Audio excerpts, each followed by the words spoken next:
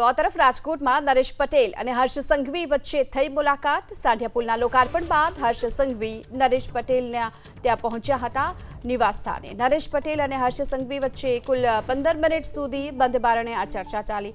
આ મુલાકાત રાજકીય રીતે ન બોલવી શકાય તેવી વાત રમેશ ટીલાળાએ કરી છે। નરેશભાઈને રાજકારણમાં આવવાની કોઈ વાત ન હોવાની પણ તેમણે વાત કરી। સારા લોકોએ રાજકારણમાં આવવું જોઈએ તેવી પણ વાત કરી અને રાજકીય આગેવાનો સામાજિક આગેવાનોના ઘરે મુલાકાત કરતા હોય છે તેવી પણ વાત કરતા જોવા મળ્યા।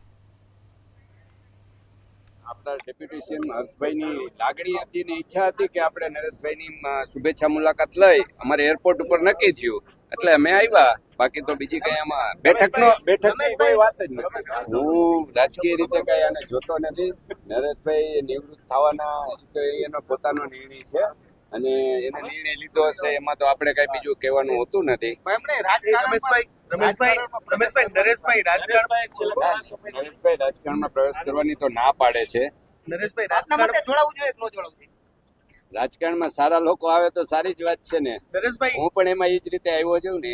નરેશભાઈ રાજકારણમાં ન હોવા છતાં તેમની તમામ જે મુલાકાતો હોય ગતિવિધિઓ તે રાજકીય રીતે ક્યાંક ને ક્યાંક જોવાતી હોય છે। આ મુલાકાતને તમે કઈ રીતે જોઈ રહ્યા છો?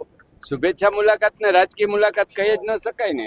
મેં કીધું એમ સામાજિક આગેવાન હોય એને અમે રાજકીય લોકો એને મુલાકાત લેતા જોઈએ। હું પણ ગઈકાલે ઘણા સામાજિક લોકોની ઘરે ગયો તો મળવા। એટલે એ તો સ્વાભાવિક છે કે સામાજિક લોકો સામાજિક કામ કરતા હોય તો એને અમારે રાજકીય લોકોએ મળવું અને એની શુભેચ્છા મુલાકાત લેવી એ અમારી ફરજનો ભાગ છે।